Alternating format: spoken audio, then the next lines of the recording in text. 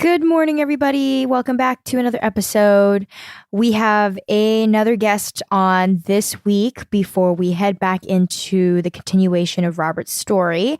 I won't spend too much time in this intro this morning because we do a pretty long intro when he actually gets on. But all in all, his name is Ken Swann. He reached out to me via email, and I just could not help but have him on the podcast. So without further ado, Ken Swann. Good morning, everybody. Welcome back to another episode of Death in Cambodia, Life in America. As I mentioned before, season 2, we are kicking off with some wonderful guests. Today, we have an amazing guest with us today. His name is Ken Swann. He was a field representative for the IRC meaning the International Rescue Committee, on the Khmer Rouge, a few of the big important Khmer Rouge camps at the time. So he worked directly with the refugees on the field, helping them on a daily basis as a volunteer. And I really, really wanted to bring him on to have his voice be heard and offer his perspective on what exactly he witnessed at that time. Ken, welcome to the podcast. Thank you, Dorothy. Good to be here. So why don't we start off with some, basic introduction. How did you end up in Thailand with the Peace Corps at first, and eventually working as a field rep for the IRC? Sure. Well, a long time ago, in 1977, I had been working in a television station in Colorado. I had accumulated a lot of leave time and I had to use it or lose it. So I had never been to Asia. I'd lived in Europe on 2 different occasions, but I thought I'll buy a ticket and go to Asia. So I went to Japan and I was amazed. Japan is an amazing place now. It was amazing then.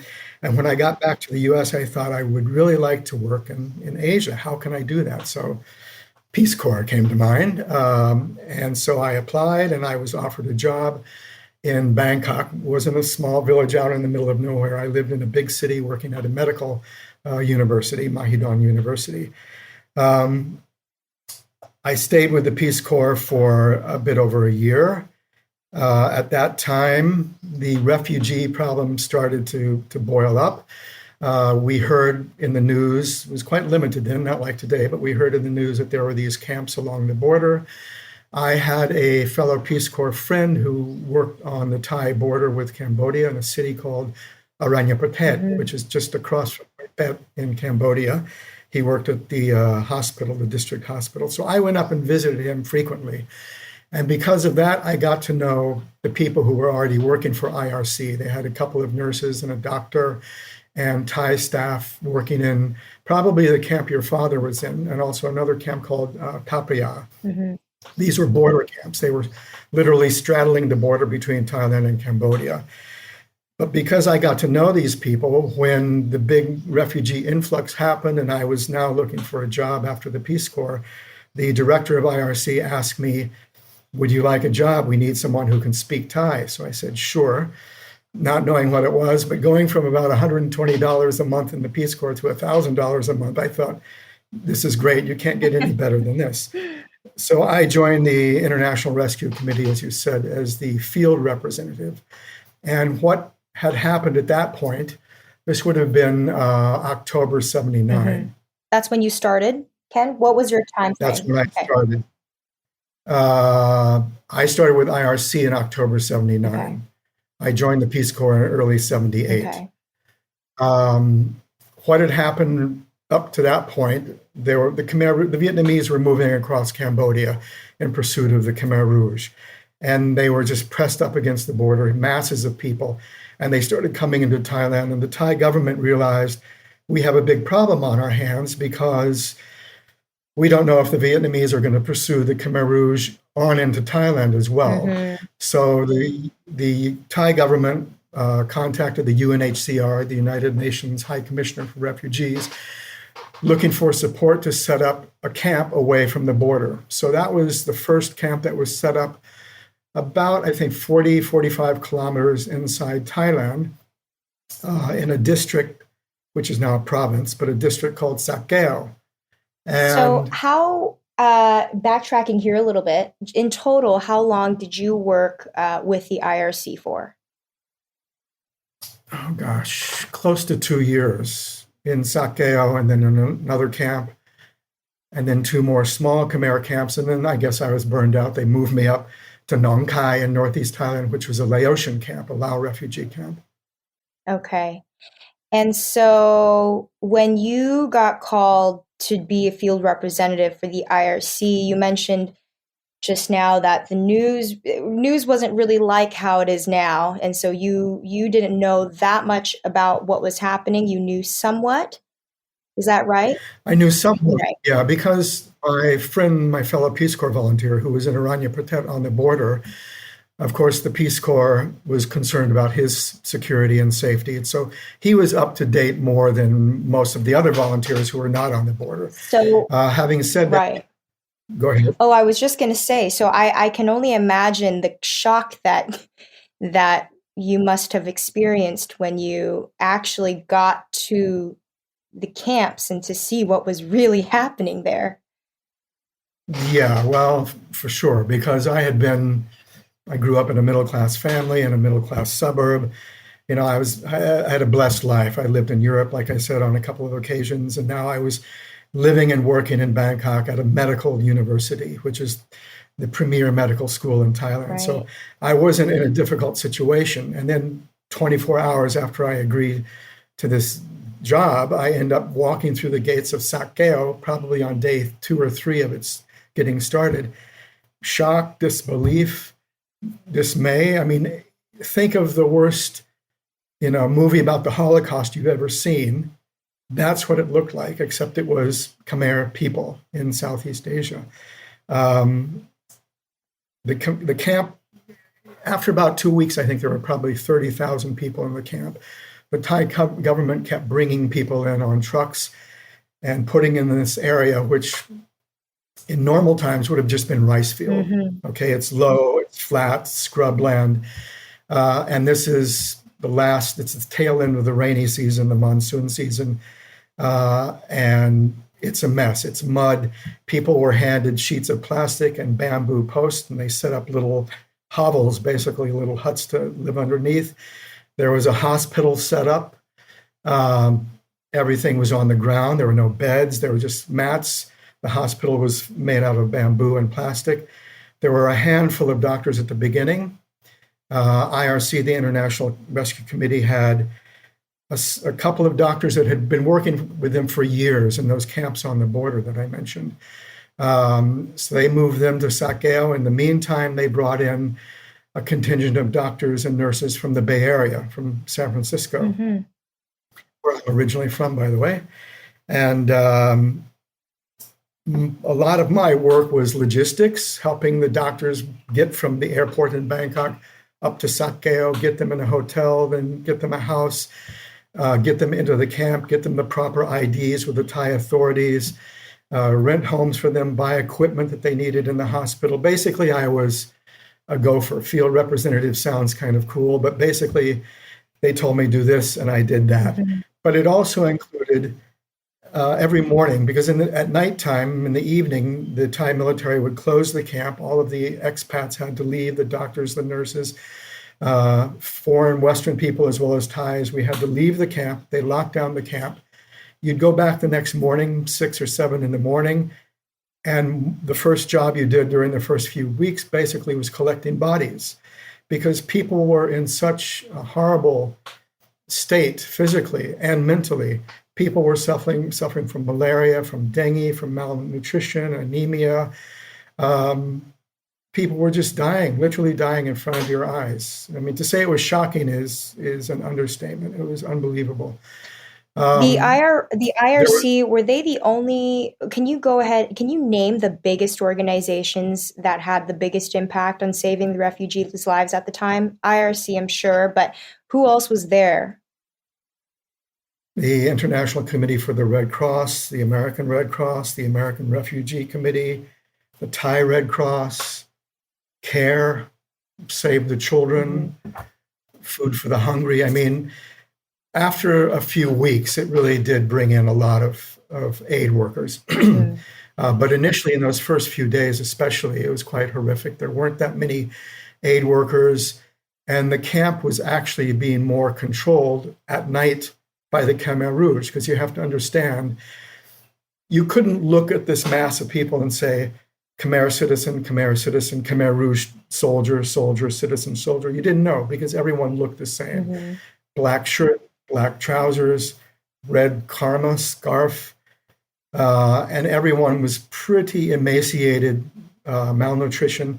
Having said that, you could always probably tell the soldiers a little bit by the phrase, if looks could kill. Mm-hmm. You know, the hate, the anger, the distrust they stared at you with was quite scary at times. And they were probably a little bit better physically. They had, as your father could attest to, they had better food rations for the last 5 years during the rule of the Khmer Rouge. And they were important for the ONCA, the organization, the Khmer Rouge structure.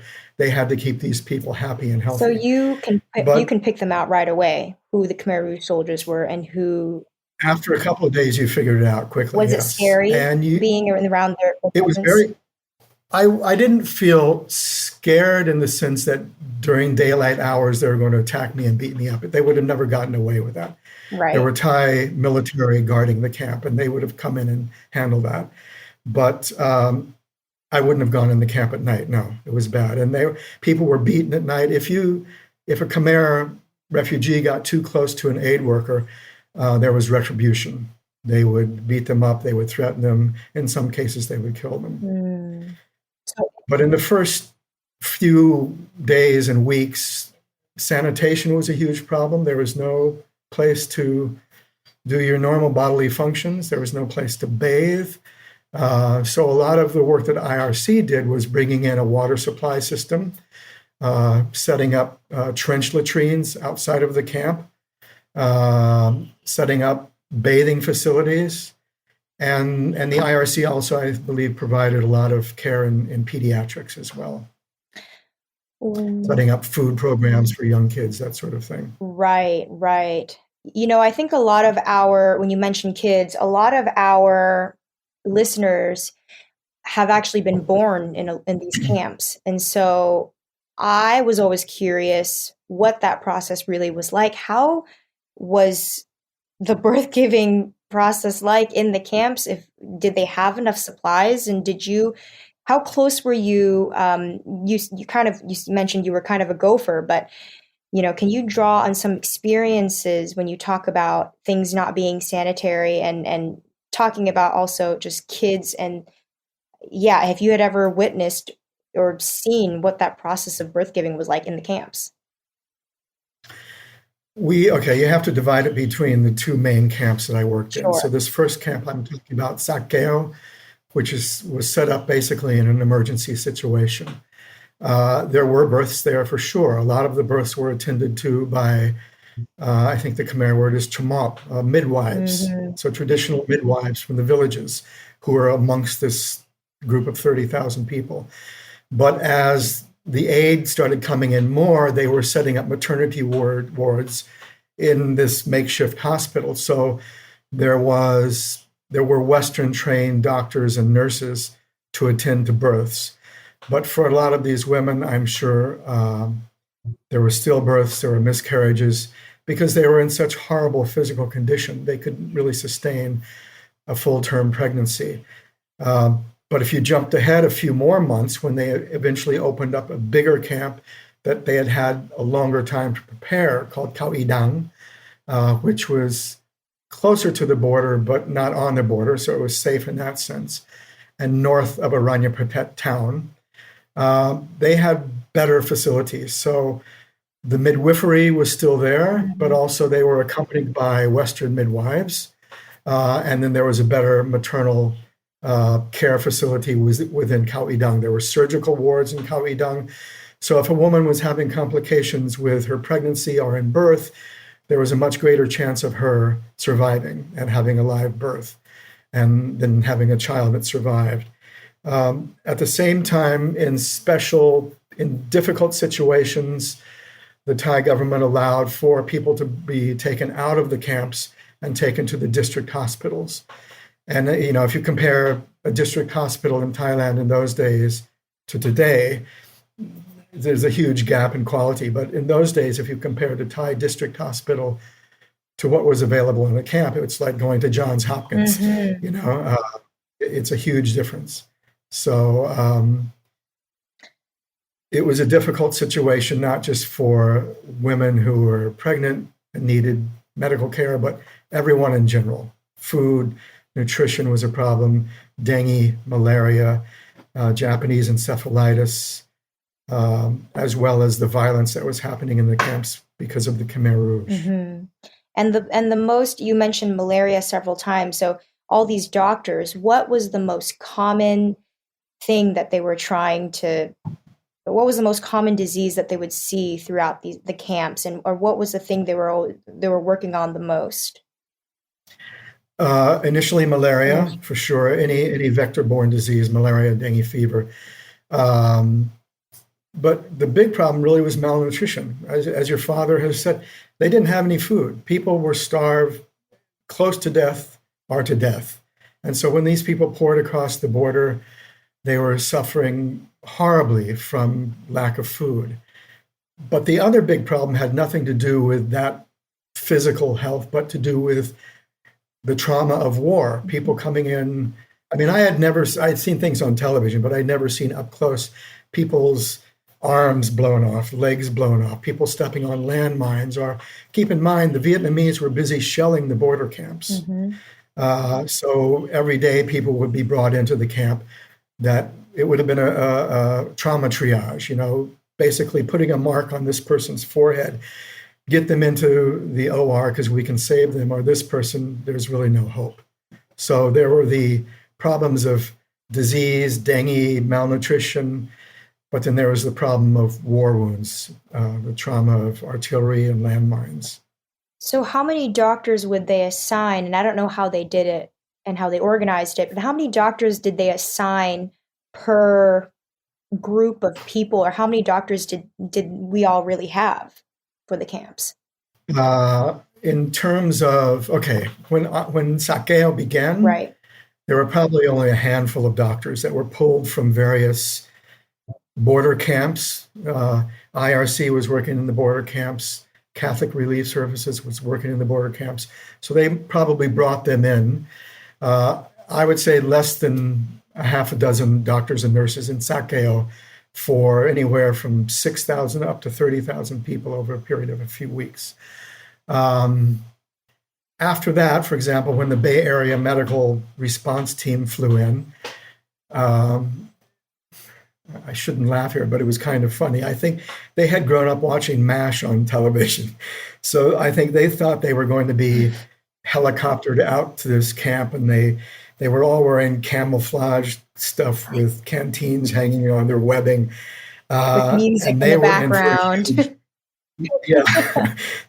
So they were in for a huge shock. They had absolutely no idea. These were doctors who probably came from private practices in San Francisco or Marin County, or, they weren't used to people walking into their nice office with their arm blown off. Okay. Not So, emergency. and Yeah.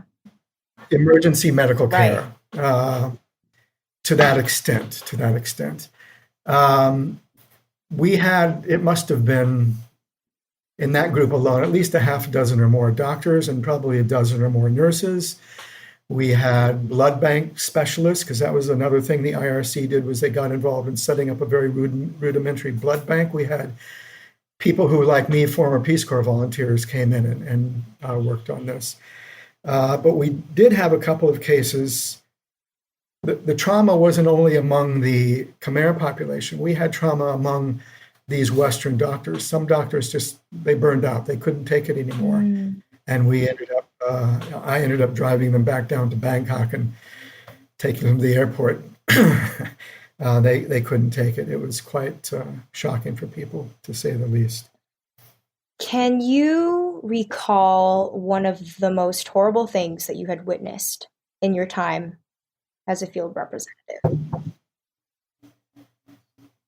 I would say it was in those first few days of going into the camps in the morning and having to pick up dead people and move them over off to the side to an area that was designated sort of a preparation area before they were taken for cremation.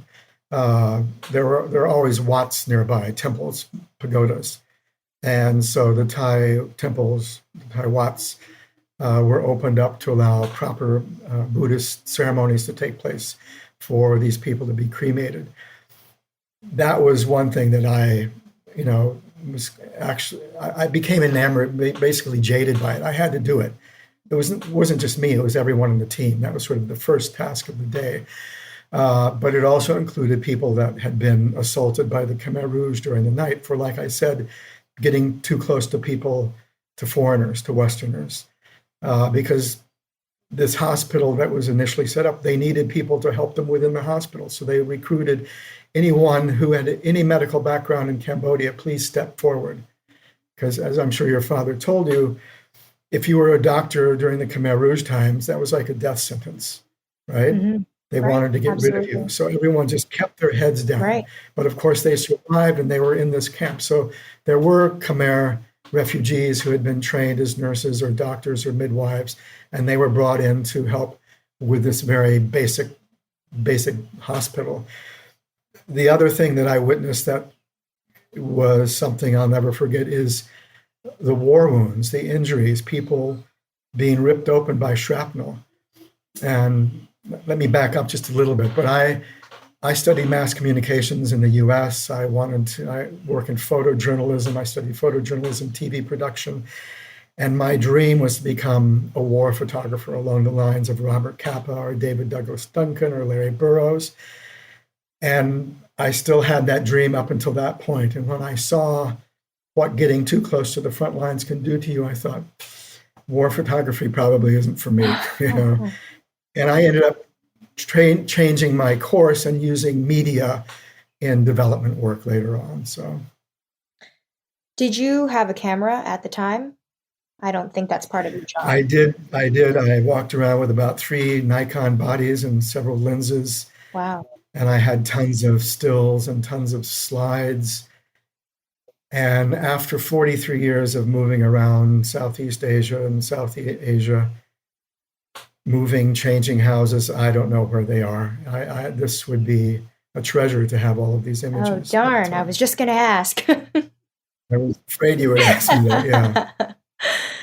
So this time span that you were working at about 2 years, I could only imagine for you talk about the mental burnout that these doctors had experienced. I can only imagine after 2 years of being kind of a field gopher and seeing this on a daily basis, you must have had to experience some burnout too, as the rest of the anybody else who was there. Yeah. I wasn't in the operating room. I wasn't always in the clinic. Like you said, I was moving around a lot. Right. Probably in Sakeo, I was there for a few months. And then because Sakeo logistically was such, like I said, it was a lowland, poor drainage, bad place to be during the rainy season. People actually drowned in Sakeo during monsoon rains. Oh, wow. Like I said, malnutrition. They were too weak to get up and get out of the rainwater and mud, and they died from drowning. So the UNHCR approached the Thai government and said, hey, we need to find a better site. And the Thai government was actually happy to do that because the Thai government had supported the Americans during the Vietnam War. There were Thai troops in Vietnam fighting alongside the Americans, and the Thai government allowed the Americans to put in, I think it may be a dozen, maybe say 6 to a dozen air bases throughout Thailand that they used to fly bombing missions to Laos, Vietnam, and Cambodia from. So the Thais were a bit worried, if we have all of these 30,000 Khmer here, including Khmer Rouge, maybe the Vietnamese will want to come all the way 40 kilometers into Thailand. So the Thais were happy to move this camp. So they built Khao I Dang, which was probably 5 kilometers from the border, but in a better land. It was sloping, so you had natural drainage, you had a better water supply, And the UNHCR and other agencies had a few weeks to set this place up. They graded roads. They basically built a city. Khao Dung at one time was the largest Khmer city in the world, bigger than Phnom Penh in terms of number of people living there. And it was sort of like a suburb, but a refugee suburb. It was divided up into blocks. There were streets. It was a big grid pattern. There was proper drainage. There was proper sanitation facilities, proper in terms of there were pit latrines, but they were private. There were showering, bathing areas. There were communal cooking areas. There were schools. There was a much better hospital facilities. They did x-rays. They did surgery. Wow. There was a dental facility. They started to revive the Khmer arts, the Ramayan, the dancing, the singing, everything. So when I shifted from Sakeo to Khao Dung, my role changed a bit from being less of a gopher. I still had that to a degree, but in the meantime, the International Rescue Committee had been contracted by the UNHCR to prepare something called the Unaccompanied Minor Handbook. Right. So this was a book that became quite thick of any Khmer young person under 18 years of age who had come into Thailand without a parent, without a grandparent, without an aunt, an uncle, without any guardian, adult guardian. And the idea was, let's publish this book and try and get parents and grandparents and aunts and uncles to find their son or grandson or nephew. And so I worked with a Khmer translator. He spoke Khmer and Thai, and I spoke Thai. And we went around the camp, and I photographed all of these young Khmer kids from babies all the way up to 18 years old. And then we collected biodata on them: name, place of birth, last village they lived in, parents' name, grandparents' name, siblings, if any, what their names are, anything we could come up with. And all of that was compiled into this huge book, which was the first volume, because after I left, after my burnout, then we continued, IRC continued with other editions of this.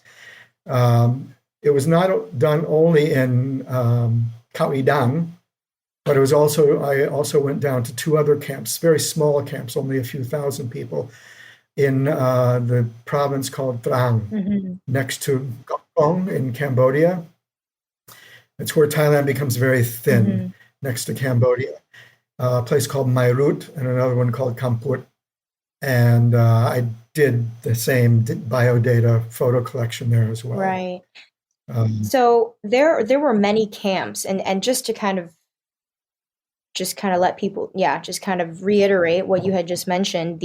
This is to join orphans, people with no right? Is that right? Orphans who well, I wouldn't say orphans, but kids who had lost their family members along the way, and then are in hope. People had become separated. Right, have become separated, and so therefore are trying to find their parents amongst the camps. And so, did you ever get to witness any of these kids get reunited with their families?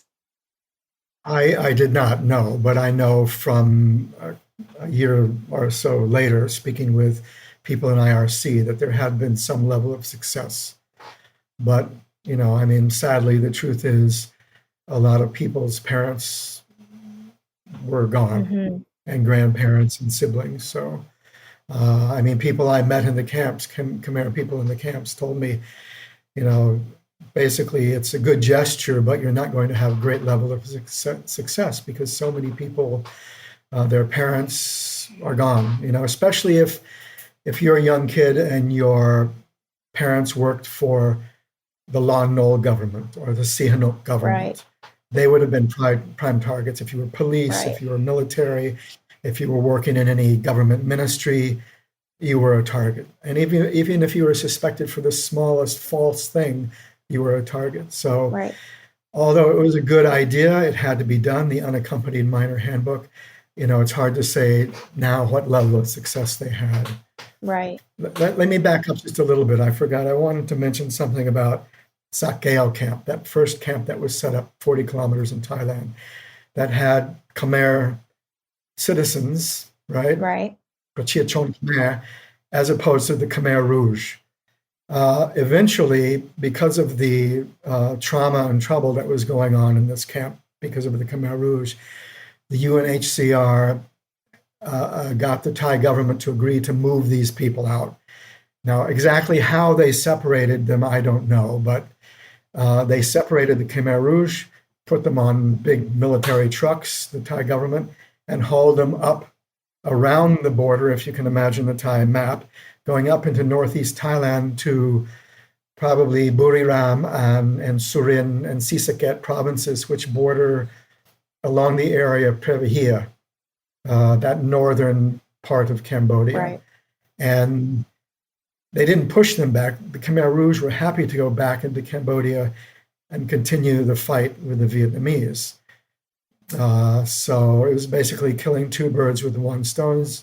You got the Khmer Rouge out of the camps, which were a threat to the Khmer refugees, and the Thai government was happy to see them go back into Cambodia and be a bit of a buffer between Thailand and the Vietnamese. Yeah, and I want to make this very clear because there was a lot of focus when we say the Préfier, everyone always thinks about Préfier being that horrific event that we all know of, which I had mentioned on the podcast. But this is not the case. You are saying... No, this is a year... Yeah, this is after that. This is after that, so that there was movement of the refugees up to the north area so that they can kind of kill two birds with one stone, as you mentioned. Yeah, not the refugees. Again, you have to make the distinction. There were the Khmer refugees like your father. I see. But then there were the Khmer Rouge. I see. And so they were the ones that were moved up willingly. They weren't forced. Mm-hmm. They wanted to get back in and fight the Vietnamese. So I want to get back into, because I know our listeners are really going to be interested in hearing a more perspective on just things that you saw, what the experience really was like on the field. And you mentioned a big difference between the Sakao and Khao I Dang. And there, you were in Sakao for how many months again? I think it was about 3 months. It was well into the dry season. So okay. Yeah, 3-4 months. And then after that, you moved to Khao I Dang, which had many more, much more funding and different, way better setup. It was day and night. Right. Again, Khao I Dang was set up once the UNHCR and the Royal Thai government signed the contract. The UNHCR brought in someone, some of the existing NGOs that were already working in Cambodia, in Thailand, some of them working in the border camps. They moved some of their people into Sakeo, but it really was, we're talking about a dozen aid workers in this camp that was soon reaching 30,000 people. So I think it's also good to mention, though, because there were a lot of camps there were a lot of these smaller camps that weren't able to get the attention that I think Khao I Dang did, that I feel like were very much more similar to the experience of Sakao versus Khao I Dang, which had all, a dentist a dentistry and many more doctors. So I wanted to focus a little bit on Sakao a bit.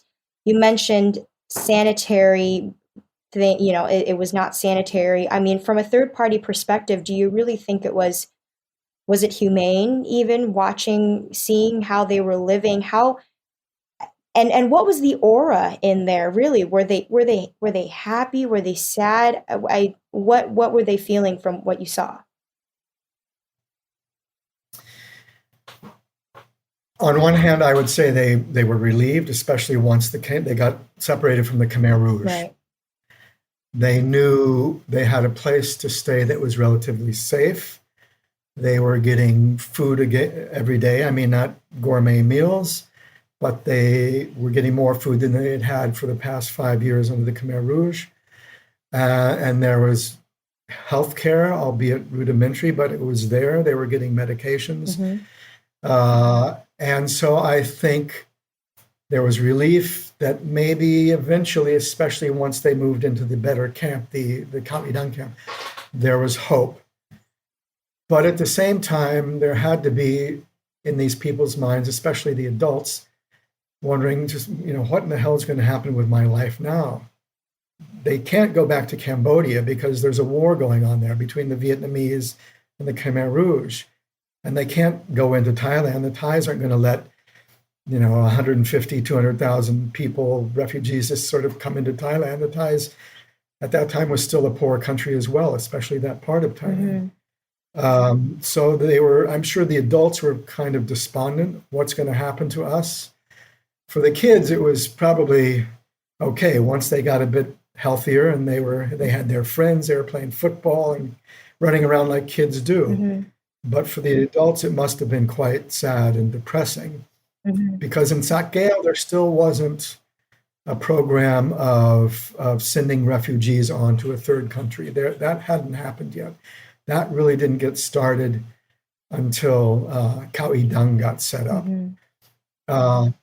One thing that happened, you probably know about this, is that Rosalind Carter, the wife of President Jimmy Carter, yes, she paid a visit to Thailand. So I think that probably helped focus a lot of U.S. attention on what was going on in Cambodia. Because like you said, prior to Sakeo, and even then when Sakeo started, I don't think there was much knowledge of that. And certainly with the border camps, because the border camps had been there for years. When the Khmer Rouge came in 75, when they won in Cambodia, April 75, there were already camps getting started on the Thai-Cambodian border. And even before that, there were Khmer camps that were resistance camps against the royalists, the Sihanouk regime, even predating the Khmer Rouge. Right. So there's a history of these border camps the world knew nothing about. Me, as a young Peace Corps volunteer in Bangkok, I knew nothing about it. So when Rosalind Carter showed up, helped to raise the visibility of this a bit, and probably helped kicking a bit more hope among the refugees, especially the adults, in that, well, maybe now the international community is looking at us. And also another high-profile visitor made a visit to Sakeo, which is Joan Baez. And she gave a little mini concert in the camp. I think the people had no idea what was going on. But were you there when? Were you there when? I wasn't there for the concert, but I was there. I stood around 3 meters away from her. I didn't shake her hand. It was 3 degrees of separation, basically, right? But she came in, I think, through the auspices of the IRC. The IRC is based in New York, by the way. Yeah. International Rescue Committee. So how was the general aura of the camp once the Khmer Rouge were out of the camp? It picked up. People smiled a lot more. People engaged with you a lot more, engaged with foreigners, Westerners a lot more. And I think the hope meter just ticked up a little bit higher. But still people were, what's next? Right. How did they decide who got to move where? For example, from Sakao to Khao Idang? Was there an order? Everyone was going to move eventually. I don't know if they did it by blocks, just geographically within the camp. This block goes first, this block second.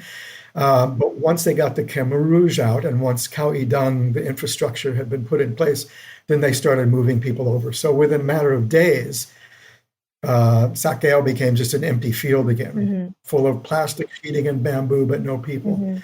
And now it probably built over that as a big shopping mall. I mean, Thailand 43 years later has really changed. But once they were in Khao Idang, then the process started up where getting refugees placed overseas in third countries. So America was a huge destination, France a huge destination because of the influence, negative influence, I would say, that America and France had on Cambodia, France being a colonial power in Cambodia, and America being a military power. I Right. mean, America bombed the hell out of eastern Cambodia, America, because the Ho Chi Minh Right. Trail ran through eastern Cambodia, so Right. that's where America bombed. So America and France were the big recipients of refugees, but also Australia was a big recipient, Canada, and then probably Sweden, Norway, Scandinavian countries. Yeah. What would you say were some of your more dangerous tasks? Were there any dangerous tasks really that you were given during that time period? Driving people from Bangkok up to the camp, yes. Mhm. The roads are very dangerous. Uh, Seriously, I never felt in danger in the Right, camp. okay. I did feel, okay, there's a possibility for danger within Right. Sakgeo because you're around, like I said, if looks could kill. If these people had a knife or a club or a gun and they could get away with it, these Khmer Rouge would have done me in. And so that was a bit worrying. Mhm. But beyond that, I never really felt in any danger. And what blew me away was how friendly the Khmer people were. I mean, even in this destitute situation of not knowing what's going to happen a day from now, a week from now, being stuck in this camp, they were just very friendly people, Mhm. very warm, friendly people. Mhm. Um, and very early on, I had read a book before I went to Thailand in the Peace Corps. When I found out I was going to go to Thailand, I tried to find books in the public library in Colorado Springs. What's Thailand? Where's Thailand? And it was very limited information in those days. But I did come across a book. It had just come into print called Cambodia Year Zero. And it's one of the first books published about the Khmer Rouge history, the Khmer Rouge times. And it was published by a French priest, Catholic priest Mhm. called Francois, and now I can't pronounce French, but I think it's Francois Ponchaud, something like that. And I met him on several occasions. He had been in Phnom Penh when Phnom Penh fell to the Khmer Rouge. He had held up in the French embassy for a couple of weeks, and he was one of the last Westerners to get out of Cambodia. And after a while, he came back to Thailand and started working in the camps as well. So I met him on several occasions. We'd have lunch or dinner together, and I asked him, Father Francois, what in the hell happened? Why did the Khmer Rouge happen? Why did Khmer kill Khmer? What's going on? Because they're such lovely people. And he said he really can't explain it. He doesn't know what happened to the psyche of this group of people that formed the core of the Khmer Rouge, and then brainwashed all of these young people out in the villages and the sticks to follow them and do what they did. So, getting back to your question, I never felt danger in the camp because I never felt danger amongst coming from the Khmer people. Mhm. And to this day, unfortunately, during COVID times, I can't do this, but every year I go to Cambodia once or twice or thrice a year, and I go to villages. I go on bicycle tours around the countryside. I've never felt threatened. Most people just want to stop you and talk, and why in the hell are you riding a bicycle out here? It's too hot, you know. But they're just very, very friendly people. So, focusing back on Khao Dang, then it must have been almost very, very relieving, but also heartwarming to see the communities slowly kind of get back together. You mentioned dance and music and people starting to kids acting like kids again. Uh, Mhm. what else? Yeah, I mean, can you talk a little bit more about that? It must have just felt. What did you feel kind of witnessing that regrowth of the community? Yeah, no, after Sakeo, it was a huge relief. I mean, every one of us were very happy. The IRC was involved a lot in child development, so setting up schools, Hmm. nutrition centers. But you could see that after all of this misery, there is this seed of hope. And on one hand, you're hoping that this family that I've gotten to know, maybe they'll make it to the US or maybe they'll make it to Australia. On the other hand, part of us were thinking, but it would be nice if they could go back to Cambodia and revive Cambodia, Mm-hmm. because otherwise, you're diluting this rich culture. And I know probably amongst, I know from Lao refugees that I knew in the US when I went back to the US for a while, the children of the refugees, whether they're born in the US or if they just leave this camp as an infant, quite often they don't learn the language Mm-hmm. and they don't necessarily learn the customs.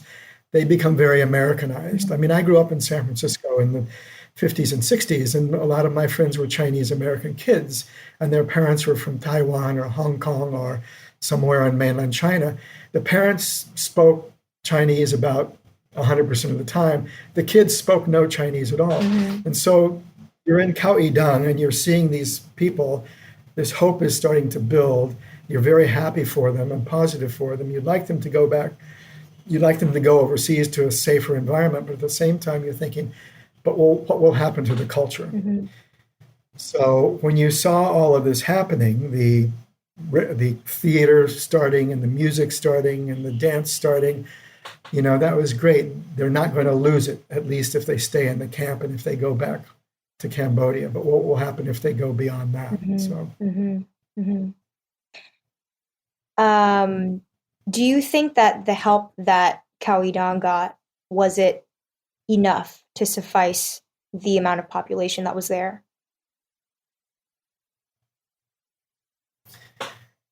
Well, any situation could be better for sure, but given that there are other things going on in the world, Mm-hmm. other things going on in Africa and South America, Mm-hmm. Central America, I think most countries, most governments, especially the Scandinavians and the Dutch, gave well beyond their capacity. They really did. Right. They donated in cash and in kind. They would help set up the medical facilities, surgical equipment, machinery, X-ray machines, set up blood banks, all of this stuff. Wow. Could it have been more? I guess you could say yes. Bring more. We could always bring more, but at some point, you see, on one hand, the Thai government is seeing all of this aid coming into the camps, but the Thai government on their own can't provide equitable aid to Thai villages outside of the camp. So you're trying to find this balance somehow. And a good example of that is after I finished doing the first edition of the Unaccompanied Minor Handbook, IRC said, okay, we're going to give you a break now. And they moved me up to Nong Khai, which is up in northeast Thailand on the Mekong River across from Vientiane, across from Vientiane, Laos. And so that was a Laotian refugee camp. And it was a lot more laid back there, okay? But one of the agreements that we had, IRC had with the Thai government for IRC to work inside this Laotian camp, we had to do sort of equal work out in Thai villages in the province. So my job was more outside of the camp, working as an interpreter for we had a Filipino doctor and an American nurse. Yeah. So I would go out with them during the day, along with Thai public health staff, and administer to Thai villagers, because the Thai government felt, well, it's not fair that you're bringing in all this, high-tech care for these refugees where we can't provide the same for our own citizens. So there was this balance we had to make. Sure. No, and I think that goes to show how much help we actually had then at that time, at a certain point, which was great, allowing the refugees to have these, as you say, high tech medical devices and stuff. I think that's really wonderful. And also, like I said before, if there were serious cases within the camp, right, that the staff and facilities couldn't deal with, they were quite often allowed to go into the Thai district hospital or maybe even the provincial hospital up the road. So it was available. Did you ever get close to any of the refugees that you helped personally? Yeah. I mean, I'm not in Thai. I haven't been in touch with them for years, but yes, the ones that spoke Thai.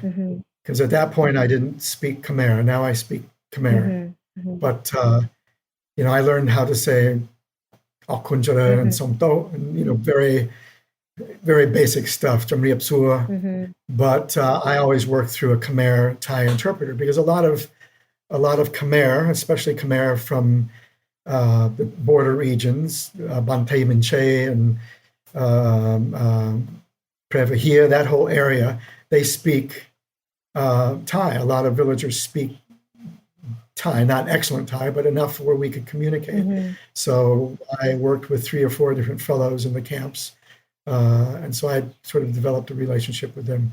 I think they eventually moved on to a third country. Mm-hmm. That was the other thing that happened.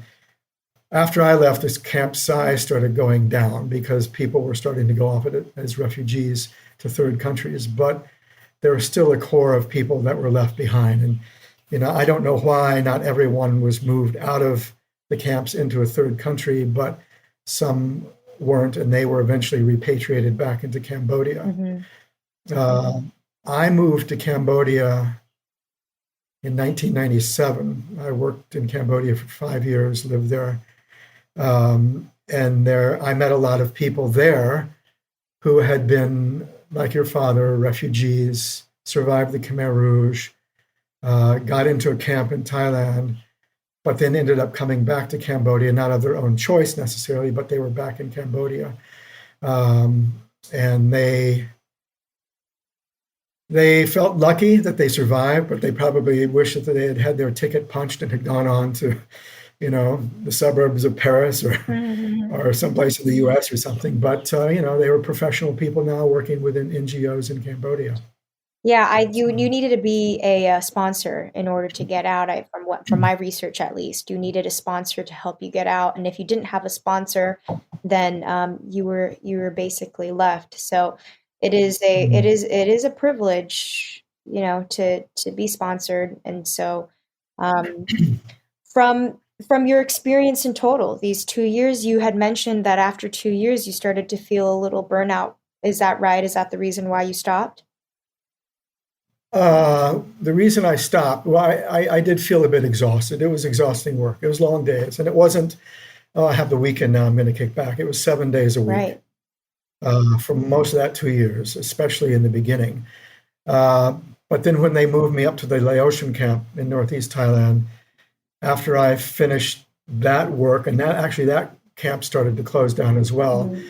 I could have gone back and continued working in the camps, but the camps were starting to need less help from people like me and more help from medical professionals and social workers. Mhm. So I asked my boss, what should I do? And he said, well, when in doubt, go to grad school. so, so I went back to the US. I ended up getting a grant and studying at the University of Michigan in Ann Arbor. I did a degree in Southeast Asian Studies and Development Communications. When I finished my coursework and my thesis was accepted, I bought a ticket, got on a plane, and came back to Thailand and found a job with a small American NGO working at the Association of the Deaf in Thailand. Mhm. Mhm. I put together not the first audio visual unit, but it was the first visual unit because the audio unit wouldn't have had any use with the deaf community. But we published sign language videotapes, and we did newsletters, and we did fundraising for the National Association of the Deaf. It's where I met my wife. Sure. Um, So and then going back, what was your biggest lesson that you took away from the experience that you had as a field representative? What would you say? I guess I would have to say, maybe it's cliche, but I would have to say it's hope. Even in the most miserable setting, if you get over that initial shock, and it was shock and despair, can I deal with this? And if you support each other, you're amongst a group of people, we can get through this, we can make it better. And for me, I mean, I can walk out of the camp every day. I could walk off the job and go back to Bangkok and stay in a nice place. But what I saw was that seed of hope even existed among the Khmer refugees that had been through hell and back, had been through, experienced things. And even though your father talks about it, it's really hard to imagine. It really is hard to imagine. I might be in a little better position because I saw the aftermath of that horror, that trauma. But even after all of that, I think people still can have hope and move on from it. And that's what you see today in Cambodia. Cambodia is, compared to 20 years ago when I left Cambodia after living there for 5 years, it's a miracle how it's changed. Yeah, got to have hope. Would you say, I guess what I was trying to get at is, yeah, I mean, it's really impressive how you're not the first person that had mentioned hope as being, you look at the camps and you see there is something there. I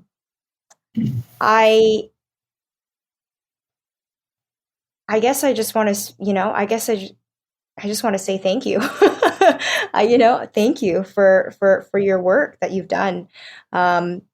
Robert always mentions that if it wasn't for the people that really stuck their hand out to help the Cambodian refugees, I mean, many, many lives would have been lost. And so sometimes I think you're working 7 days a week. What kept you going? What kept you helping? What kept you giving?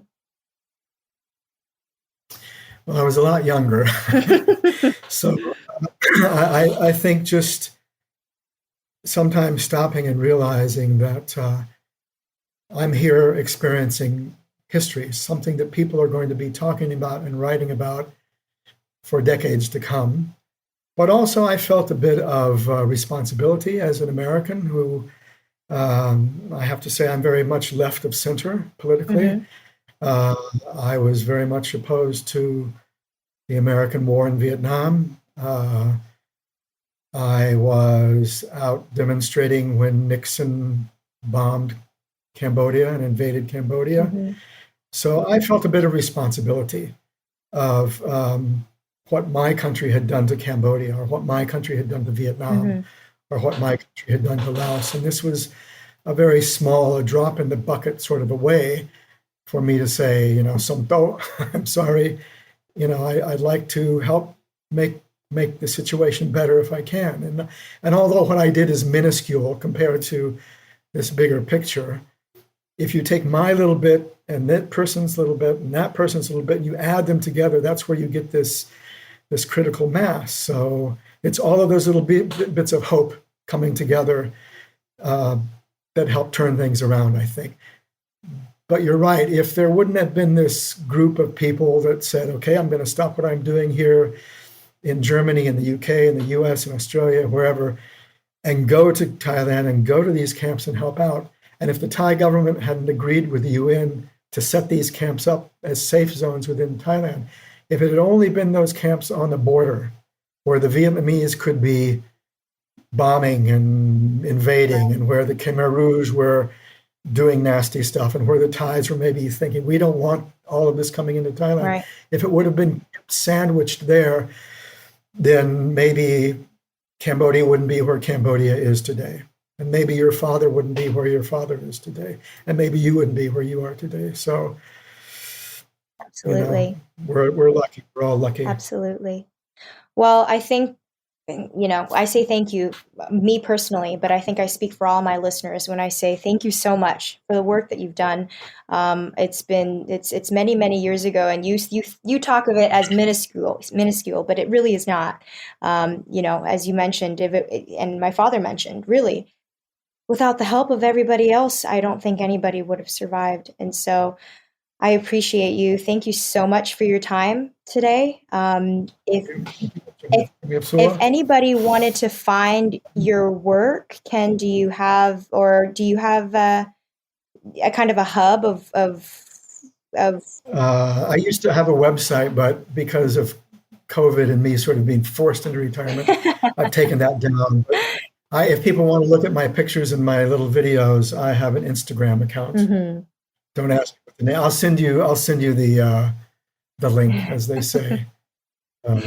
Yeah. Well, thank you again.